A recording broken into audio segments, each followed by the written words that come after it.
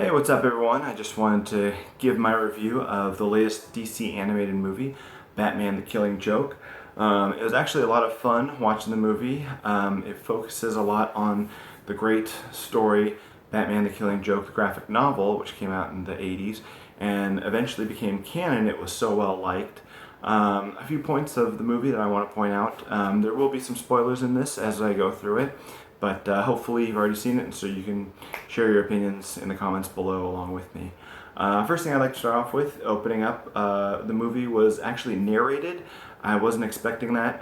Barbara Gordon actually narrates the introduction and then again at a midway point, which I thought was actually pretty cool. Another part that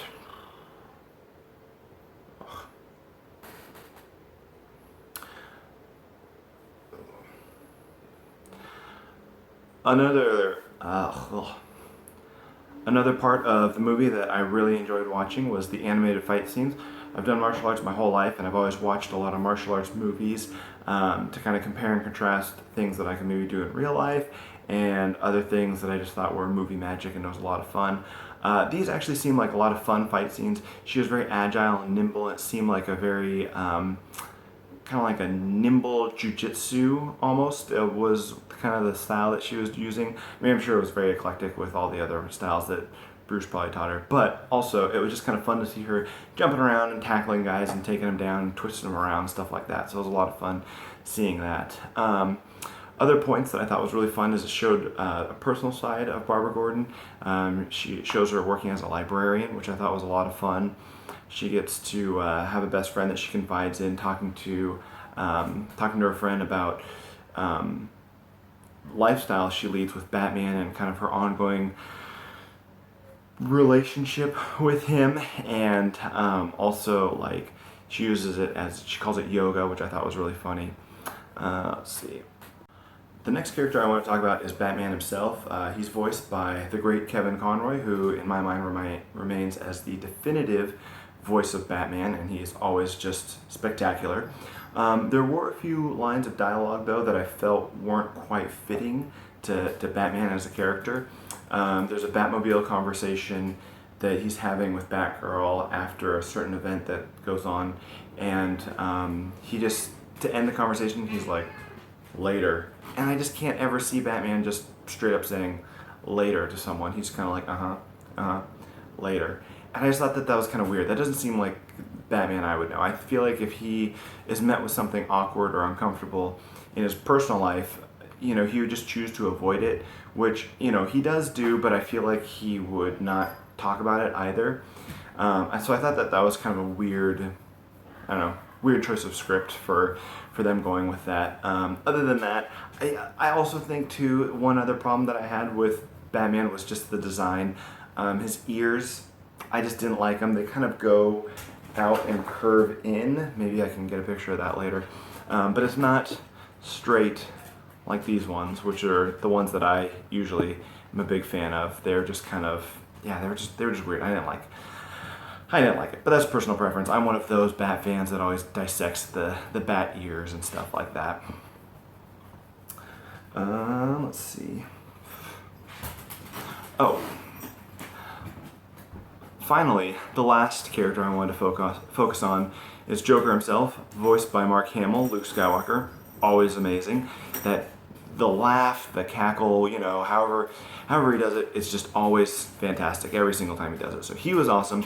The only problem I had with it was I felt like the Joker's role in this movie was shoehorned in there. It didn't seem like it was.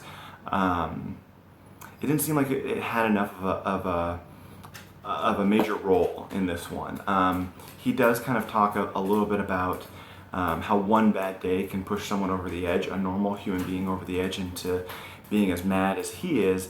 And I really felt like they could have fleshed that up more. They really could have focused on him capturing Jim Gordon and torturing him, which he does do, but they don't give that element enough of a focus in this movie, I felt like. Because they also could have shown how Barbara Gordon, she had one bad day, but when they're switching back and forth between Joker, when they're switching back and forth between Joker, and he's having flashbacks of his life before he became Joker and what led up to that with the Ace chemical plant.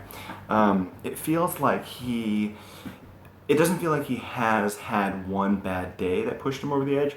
Sure, there are certain events that happen on that day, two major ones. One, his wife dying in a freak accident, and two, him getting kicked into the chemicals and, bleaching his skin.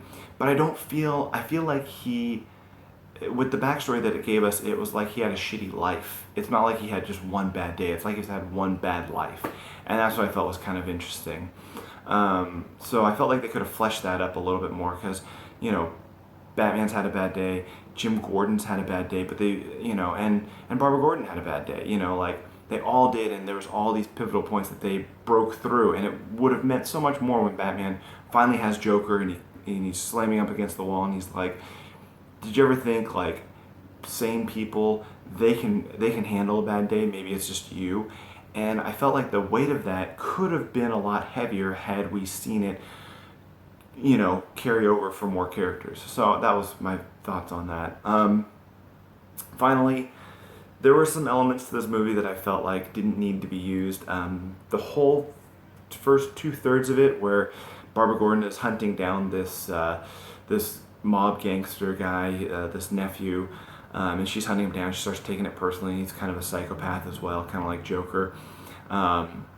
That part I felt could have been eliminated, but I get it. Like they needed to establish Barbara Gordon as Batgirl and things like that, which, totally fine. It makes sense. They did have a lot to tackle on their plate. Introducing a character and establishing that character and then having something devastating happen to that character. They had to give a full story arc, in the short time that they had, which makes sense. They haven't built up her character over a series of movies. So that was, that made sense to me.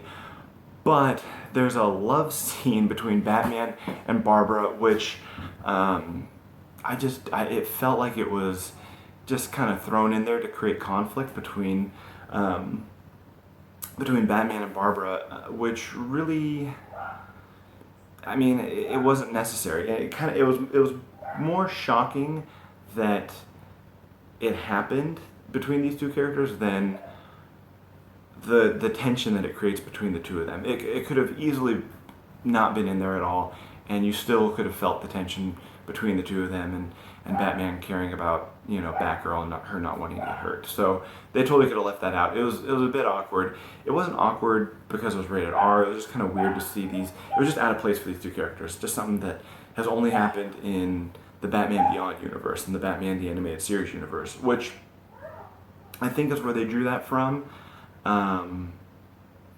Yeah, I don't know where they were going with that one. It's just weird in my opinion.